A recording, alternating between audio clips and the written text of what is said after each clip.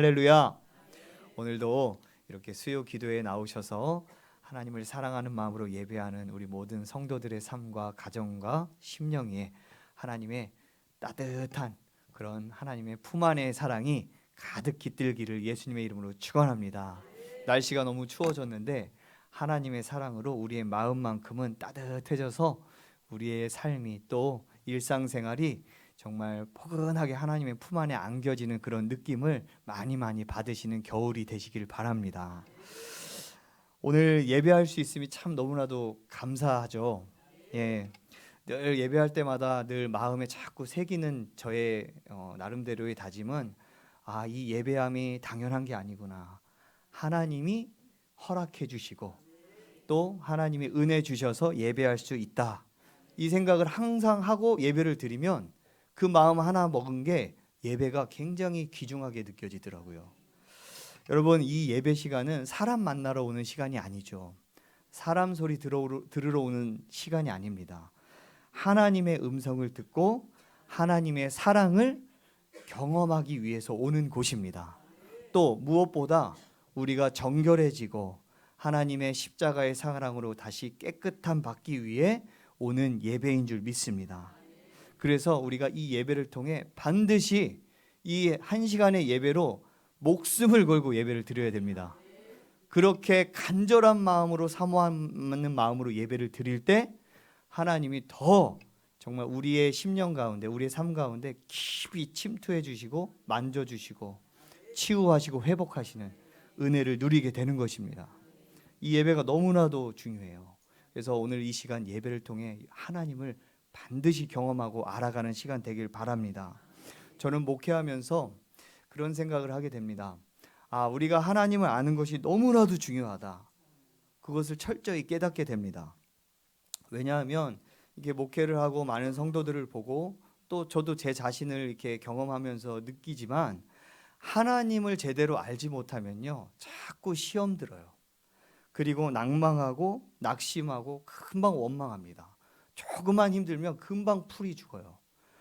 하나님을 믿는다고 하면서도 하나님을 정확하게 알지 못하니까 하나님을 그저 막연하게 여기니까 무기력해지더라고요. 그래서 많은 성도님들도 이렇게 상담을 해보면 정말 하나님이 너무나도 능력이 많으시고 별거 아니잖아요. 이게 인간의 문제는요, 하나님 손 하나 탁 까뜩만 해주면 금방 해결되는 문제인데 이거 하나님 우리가 알지 못하니까 너무 이 무거운 문제들이 크게 느껴지니까 그냥 금방 낙심하고 무기력해지더라고요. 그러나 여러분, 우리가 하나님을 정확하게 알잖아요. 그러면 힘이 솟습니다. 여유가 생기고요, 기쁨이 일어나고요, 그 천지를 주관하시고 능력이 많으신 하나님이 나와 함께 하신다는 그 믿음 안에서요, 나는 다시 평안해질 수 있게 된다는 거죠. 그러므로 하나님을 잘 알아야 됩니다. 하나님을 아는 것이 믿음이 강건해지는 것이고 우리 인생이 다시 평안해지는 길이기 때문입니다. 그래서 저는 이제 수요 기도회 때 하나님 알기, 그래서 하나님을 좀 우리가 알아갔으면 좋겠다. 더 정확하게 막연하게 알던 그 하나님을 더 하나하나 하나님의 이 성경 말씀에 나타난 이 말씀 구절을 통해서 하나님을 하나하나 풀어가면서 하나님을 알아가는 그런 시간을 가지면 좋겠다 해서 오늘 첫 번째 시간으로 하나님 알기, 지켜주시는 하나님에 대해 우리가 함께 나누고자 합니다. 여러분, 하나님을 알면 알수록 여러분의 인생은 달라질 줄 믿습니다. 그 기대함으로 오늘 하나님을 꼭 깨닫고 알고 돌아가시는 시간 되길 바랍니다. 자, 오늘 첫째, 어떤 하나님이냐 한번 따라해 보겠습니다. 눈동자같이 지키시는 하나님. 믿으시면 아멘. 여러분, 우리가 배울 오늘 하나님은 어떤 하나님이냐, 눈동자같이 저와 여러분을 지켜주시는 하나님이라는 겁니다. 여러분, 오늘 본문의 10절 말씀 한번 다 같이 읽을 때 이런 하나님이구나 한번 정확하게 우리가 깨닫는 마음으로 한번 같이 읽겠습니다. 시작.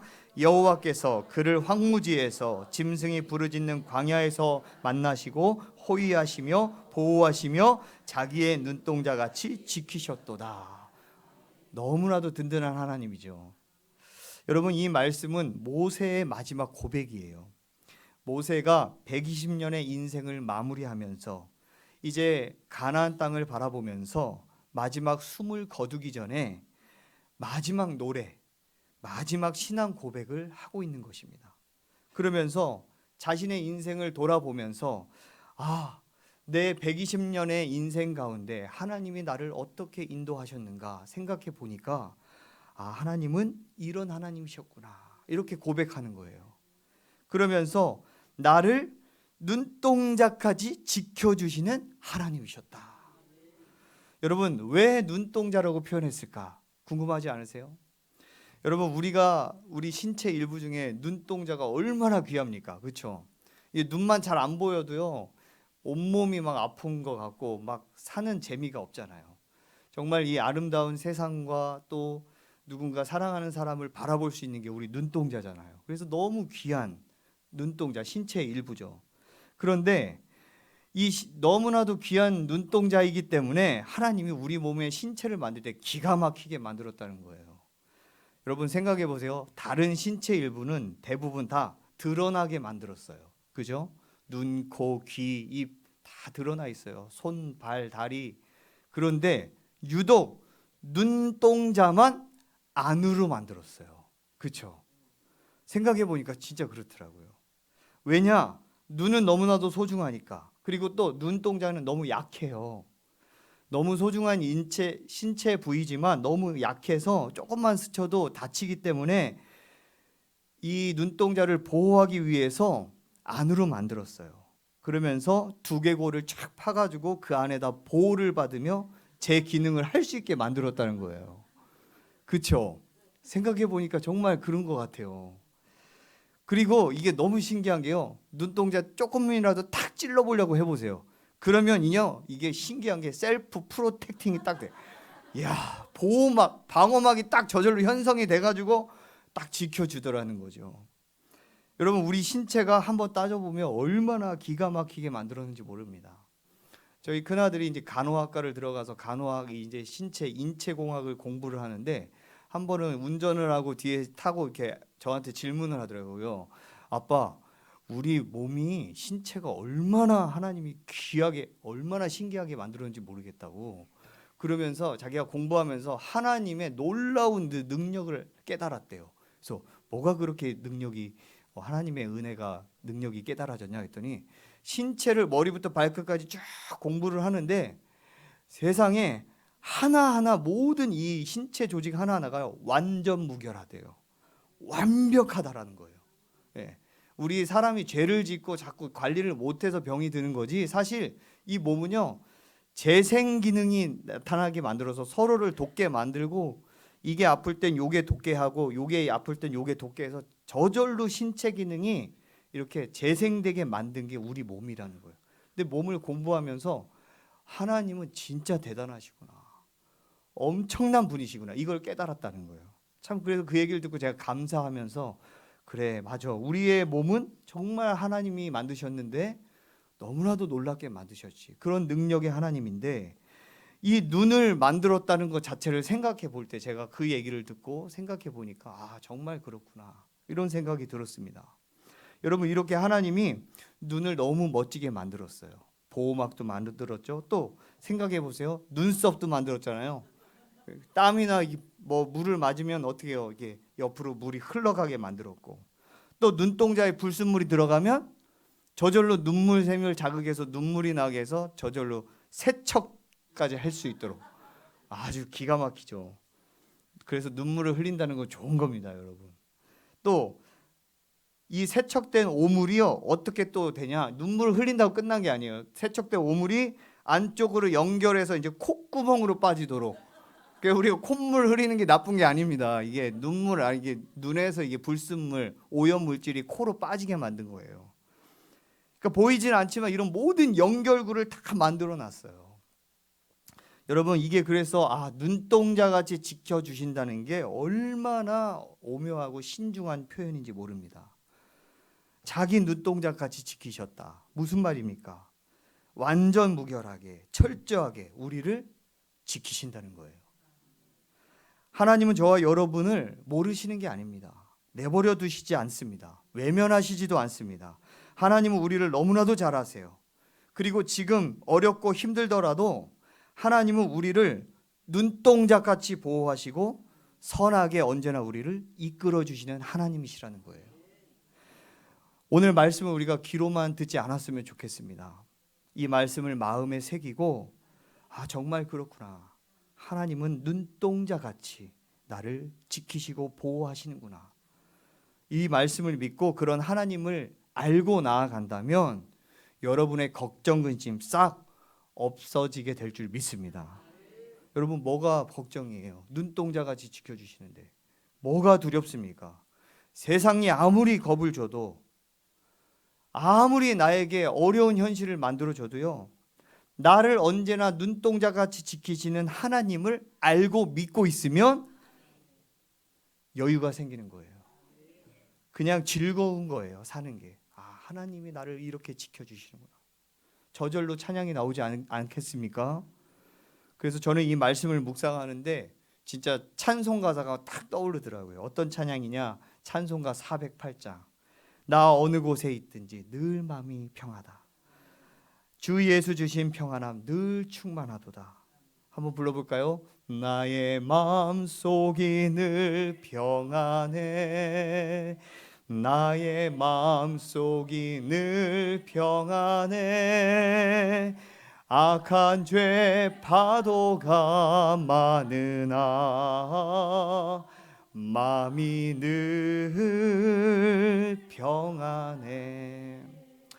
여러분, 저라고 왜 고통이 없겠습니까? 저도 목회자지만 고통 많아요. 나 몰래 흐르는 눈물들이 있습니다. 말 못할 슬픔과 아픔이 있습니다. 평생 지고 가야 될 무거운 짐이 있어요. 진짜 혼자 있을 때는요, 그냥 눈물이 흐를 때가 많아요. 그런데 그때마다 그럼에도 불구하고 삶의 현실과 그 조건들이 때론 나를 막 짓누르고 막 어지럽게 하고 힘들게 할지라도 이 눈동자같이 나를 그래도 지키시는 하나님, 그렇게 생각하니까 평안해지더라고요. 기쁨이 일어나고, 그래, 내가 너무나도 어려운 현실에 마주할 때가 있지만 그럼에도 불구하고 나는 행복할 수 있는 이유는 눈동자같이 지키시는 나의 아버지 하나님이 나와 언제나 함께 하시기 때문에, 그것만으로 나는 충분히 만족되는 거예요. 여러분도 그러한 인생을 살아가시길 소망합니다. 아무리 아프고 힘들고 정말 평생 안고 져야 가야 될 그 상처와 아픔, 무거운 짐이 있을지라도 나를 그럼에도 불구하고 지키시는 그 하나님으로 인해서 여러분의 마음이 늘 평안해지시기를 예수님의 이름으로 축원합니다. 모든 걱정, 근심 다 하나님 앞에 맡기고 언제나 나와 함께 하시고 나를 도우시는 눈동자같이 지키시는 하나님을 끝까지 신뢰하는 저와 여러분이 되시기를 예수님의 이름으로 축복합니다. 두 번째로, 우리 하나님은 어떤 하나님이시냐? 우리 따라합니다. 독수리같이 보호하시는 하나님. 여러분 많이 들어보셨지만 다시 한번 묵상해 보자는 거예요. 우리 11절 말씀 다 같이 읽겠습니다. 마치 독수리가 자기의 보금자리를 어지럽게 하며 자기의 새끼에 노풀거리며 그의 날개를 펴서 새끼를 받으며 그의 날개 위에 그것을 엎는 것 같이. 아멘. 모세가 자기 인생을 돌아보면서 하나님에 대해서 이렇게 표현했어요. 하나님은 독수리가 어린 새끼를 훈련시키고 보호하시는 것처럼 우리를 훈련시키시면서 보호하시는 하나님이시다라는 거예요. 여러분, 미국 LA에 가보셨습니까? 저는 못 가봤어요. 못 가봤는데 거기에 LA는요, 한인들이 많이 산다고 합니다. 그래서 굉장히 살기 좋은 동네래요. 영어를 잘 못해도 한국 사람들이 많으니까 아주 지내기 편하다고 합니다. 근데 제가 우리 아내의 사촌 형부죠. 그 사촌 형부가 그곳에서 치과 의사로 일을 하고 있어요.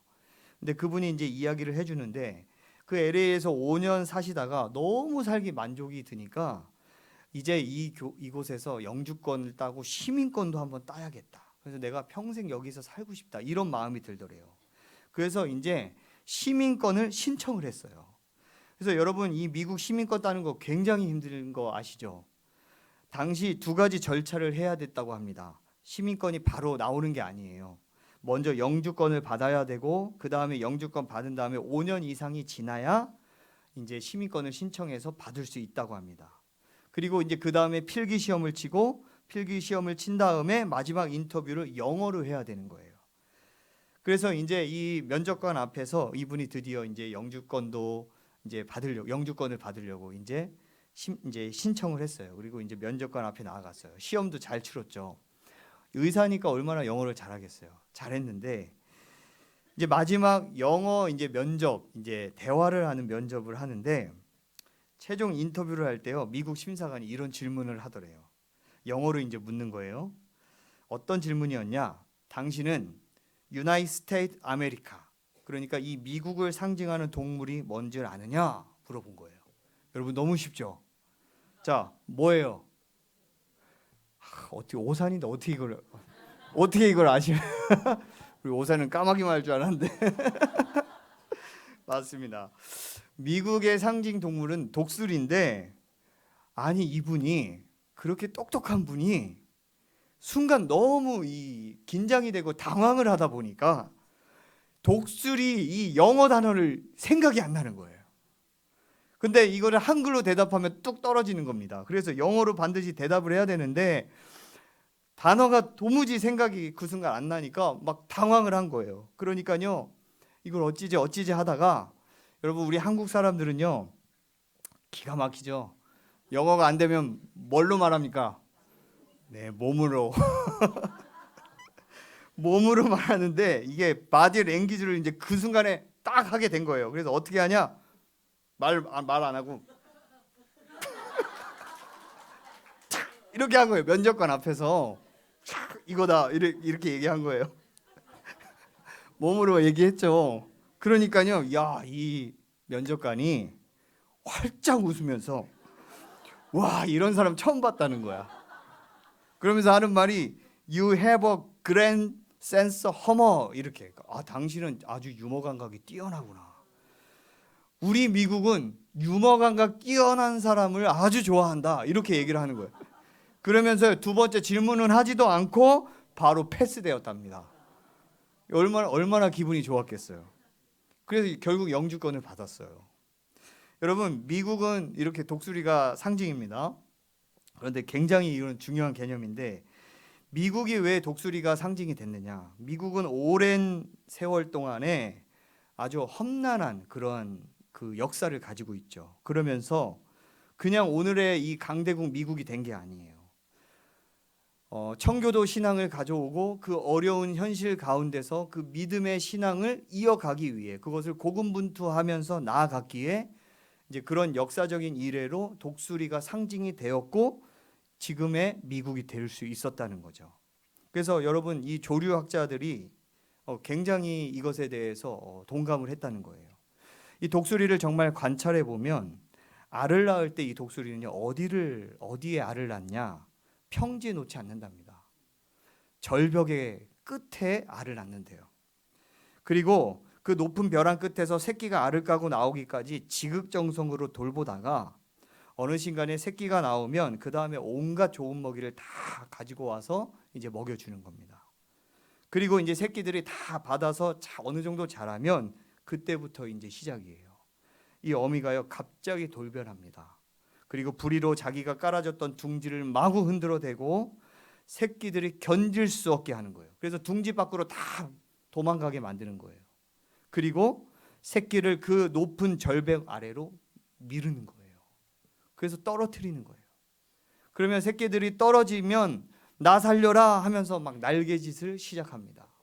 그러다가 때가 되면 이 어머니 독수리가 새끼 한 마리 한 마리를 어떻게 해요? 떨어뜨리면서 또 밑으로 쫙 내려가는 거예요.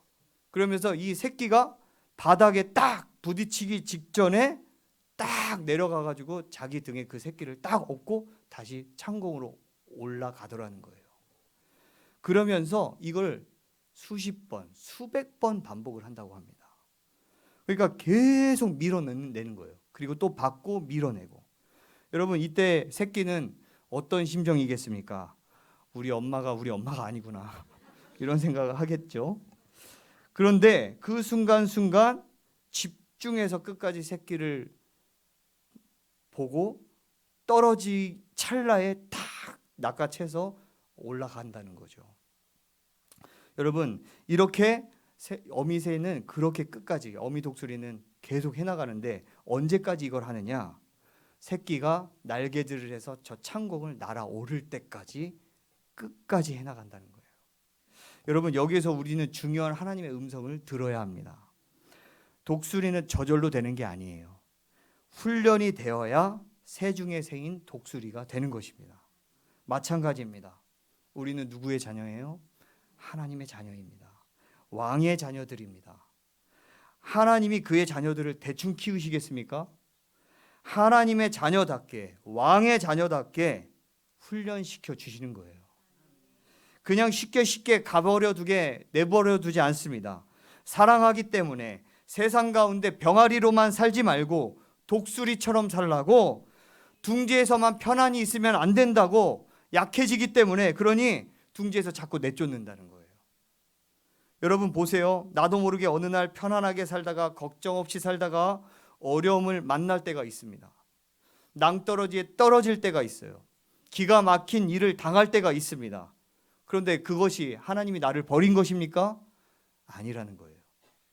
내가 떨어지고 있을 때 하나님은 나를 보고 계신다는 거예요.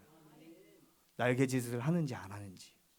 아직 못하고 있다? 그러면 다시 우리를 등에 업어서 다시 올라가게 해. 달래주죠. 그리고 또 떨어뜨려요. 수없이 반복합니다. 왜 그럴까요? 하나님의 자녀로 살게 하기 위해서. 저와 여러분을 날게 하기 위해서예요. 하나님 자녀답게 더 크게 더 복되게 살게 하기 위해서라는 겁니다. 그러면서도 하나님은 절대 우리를 외면하지 않습니다. 주무시지도 않고 졸지도 않고 저와 여러분을 끝까지 지켜봐 주시면서 믿음의 날개를 가지는 그날까지 잘 겪도록 하나님은 우리를 보호하신다는 거예요. 여러분, 조금 힘들다고, 어렵다고, 아프다고, 내 인생이 좀 떨어지는 것 같다고 절대 낙심하지 마시기 바랍니다. 그때 내가 날개짓을 할 수 있는, 그리고 하나님은 나를 지켜 보호하고 계시기 때문에 염려할 것이 없는 거예요. 여러분, 하나님을 끝까지 믿고 신뢰하는 저와 여러분 되게 소망합니다. 예레미야 애가 3장 22절엔 이렇게 말씀합니다. 여호와의 인자가 긍휼이 무궁하심으로 우리가 진멸되지 아니함이니이다. 하나님 우리를 죽도록 내버려 두지 않는 하나님이십니다. 사랑하는 여러분, 여러분에게 어떤 아픔이 있어요? 어떤 어려움이 있습니까? 주님이 나를 사랑하신다. 주님이 나를 지금 훈련하고 계신다. 믿음의 날개를 달도록 주님은 기다리고 계신다. 이것을 신뢰하고 감사하며 나아가기를 소망합니다. 저는 대한민국 육군 병장 출신입니다. 자랑스러운. 그런데 하필 군대 갔을 때 전방 수색대를 가게 됐는데 얼마나 힘들었는지 몰라요. 이병 때는요, 매일 총과 탄통 합친 이게 키로수가 10kg나 됩니다. 10kg를 탁 짊어지고, 또 그때 당시에는 방탄복이요, 옛날에 쓰던 미군이 쓰던 방탄복을 입혔어요. 그 미군 방탄복이 20kg가 됩니다. 20kg를 탁 입고 거기에 수류탄 2개를 딱 넣어요. 그리고 실탄을 또 이렇게 몇 개 넣습니다.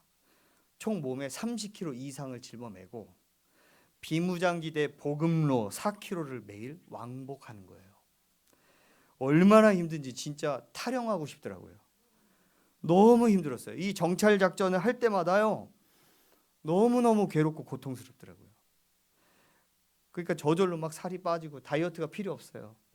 먹는 양은 이만큼 먹는데 살은 계속 빠지더라고요. 근데 그때 너무 힘들었지만 체력은 얼마나 좋아지는지 몰라요. 그런데 그거보다 더 힘든 게 있었습니다. 저 때만 해도 군대 가면 태권도 단증이 없으면 의무적으로 1단을 따야 했습니다. 이거 못 따면 제대가 안 되는 거예요.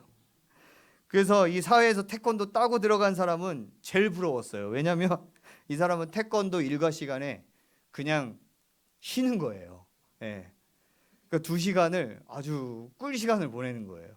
그래서 저는 태권도 단증이 없었습니다.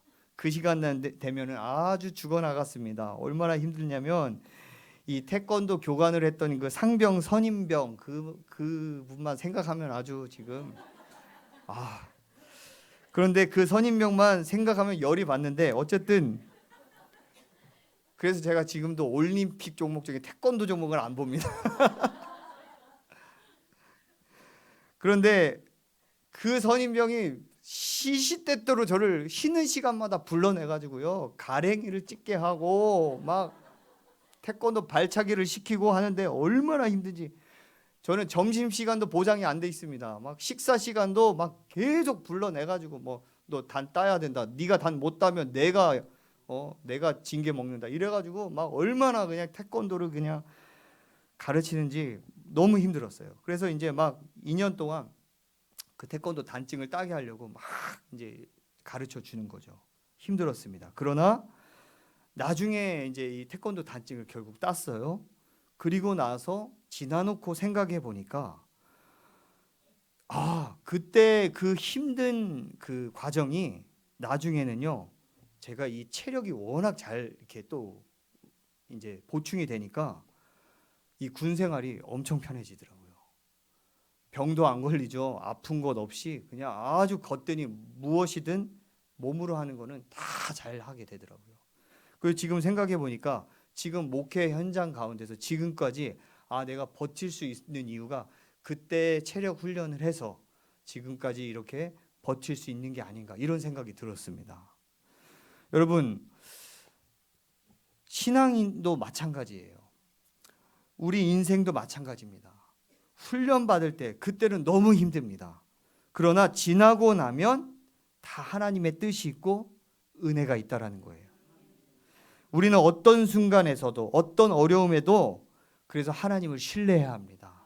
지금의 나 힘든 것이 주님이 나의 일상생활과 삶의 둥지를 밀어낼 때 이것은 망하는 순간이 아닌 것입니다.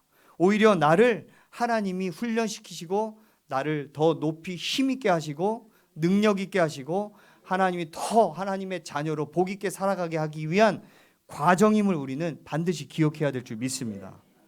그렇게 하나님을 바라보며 나아갈 때 우리는 걱정이 안 되는 거예요. 하나님이 나를 버리신 게 아니기 때문에 늘 하나님은 보호하시고 나를 등에 업고 계신 거예요. 이사야서 40장 31절 우리 한번 같이 읽어볼까요? 시작. 오직 여호와를 앙망하는 자는 새 힘을 얻으리니 독수리가 날개치며 올라감 같을 것이요 다른 박질하여도 곤비하지 아니하겠고 걸어가도 피곤하지 아니하리로다. 여러분 이러한 하나님이 있어요. 그러므로 여러분 이러한 하나님을 믿고 신뢰하고 의지하면서 여러분의 아무리 어떠한 어려운 현실 가운데서도 끝까지 하나님 그 바라보면서 이겨내시고 평안과 기쁨과 감사를 하나님 앞에 온전히 이뤄가는 그런 믿음의 성도들 되시기를 예수님의 이름으로 축복합니다. 말씀을 맺습니다. 여러분 어떤 순간에도 기죽지 마시기 바랍니다. 남몰래 흐르는 눈물이 있으실 겁니다. 이해되지 않는 상황을 겪게 되실 때가 있을 거예요. 가슴의 상처로 답답하고 외롭고 몸이 아픈 분도 계실 것입니다. 장사하시거나 사업하시는 분들 요즘 너무 경제가 어려워서 장사도 안 되고 어떻게 살아갈까 막막한 분도 계실 겁니다. 또 내 남편이 내 배우자가 언제 직장을 잘릴지 모르는 그러한 또한 조급한 상황 가운데 있으실 수도 있어요. 그러나 여러분 괜찮습니다. 하나님이 모든 상황을 알고 계십니다. 눈동자같이 지켜보고 계십니다. 여러분을 그렇게 지켜주실 거예요. 지금 힘든 거 독수리처럼 연단시키는 과정일 뿐입니다. 하나님은 늘 우리를 보호하시고 우리가 날게 되는 그날까지 우리를 업어주시고 끝까지 책임져 주실 것입니다. 사회가 혼란하고 어렵고 수많은 범죄가 일어나서 우리 마음을 불안하게 하고 떨게 만드는 오늘날 현실 가운데 있을지라도 두려워하지 마십시오. 하나님의 자녀는 하나님이 책임져 주십니다. 이 어려운 세상에서 그 하나님을 정확하게 알고 그 하나님을 믿고 신뢰해서 담대하게 끝까지 믿음으로 승리하는 저와 여러분 되시길 예수님의 이름으로 축원합니다. 축원합니다. 함께 찬양하고 기도하도록 하겠습니다.